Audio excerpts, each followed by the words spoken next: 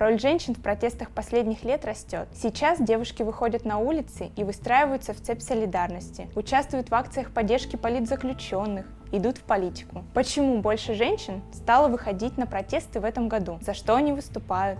Кого поддерживают? И кто среди них самый уязвимый? Интернет-журнал 7 на 7 и проект ОВД-Инфо обсудили роль женщин в протестах. 2021 год в России начался с протестов в поддержку Алексея Навального. Волонтеры «Белого счетчика» и группа социолога Алексея Захарова провели исследования и сравнили их с акцией 2019 года за честные выборы. В этом году доли мужчин и женщин протестующих почти сравнялись. Среди протестующих 55% мужчин и 45% женщин. Женщины давно играют в протестах активную роль, но только сейчас общество начинает это осознавать. Так считает муниципальный депутат Юлия Галямина.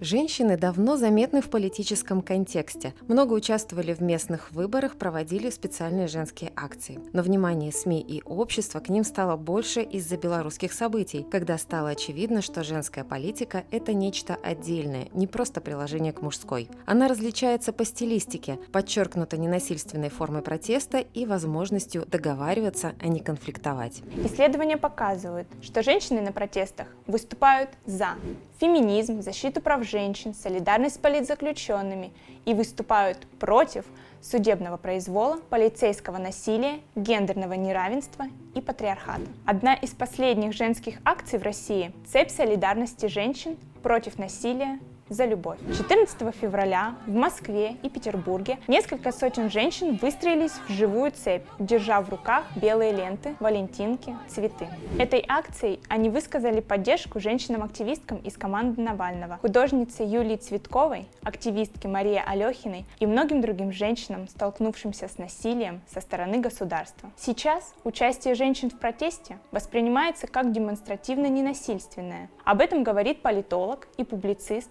кандидат политических наук Екатерина Шульман.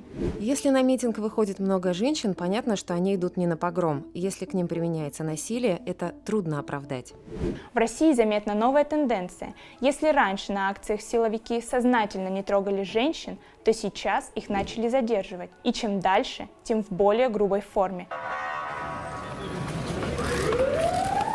По российским законам у женщин есть определенные права при задержании. Беременным женщинам и женщинам с детьми до 14 лет нельзя назначать административный арест. Нельзя дать женщине пожизненный срок за уголовное преступление. Эти нормы уже не раз нарушались. Например, в отношении Анастасии Шевченко, Марии Алехиной, Любови Соболь. Женщинам угрожают лишением родительских прав, изнасилованием. Сотрудники правоохранительных органов часто допускают гендерные высказывания. Еще одна дискриминирующая мера – это когда людей принуждают участвовать в провластных акциях. А ведь множество сотрудников бюджетной сферы – это женщины, и они, боясь потерять работу, ничего не могут ответить своему работодателю. По данным ОВД-Инфо, самые уязвимые категории женщин – это несовершеннолетние, представительницы ЛГБТ плюс сообщества, участницы и сотрудницы правозащитных и экологических организаций, признанных в России нежелательными, журналистки, представительницы религиозных и других меньшинств. Фемповестка распространяется все шире. Появляется больше информации о протестах, о домашнем насилии, о дискриминации на работе, о репродуктивных правах женщин, об участии их в политике и активной борьбе за права. 8 марта в Петербурге прошел марш феминисток.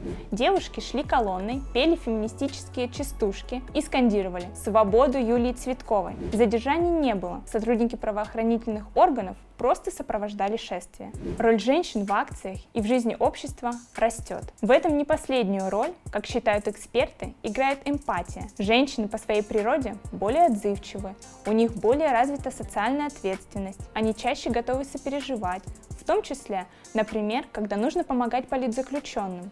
Возможно, по этой причине в правозащитных организациях больше женщин. Когда нарушаются базовые права, государство само втягивает людей в политику. Сложно защищать одни права и не обращать внимания на другие. Мы видели это на примере Беларуси. Там женщины стали мощной силой протестного движения и его лицом. И после протестов, уголовных дел за рисунки и за правозащитную деятельность в публичное поле вышли новые лица. Подобное произойдет и в России. На следующих выборах появится новая оппозиционная повестка, новые кандидаты, в том числе и женщины. Поводов для этой оппозиционной повестки Кремль сам предоставляет достаточно. И все идет к тому, что оппозиция будет усиливаться, и частью ее будут активные женщины.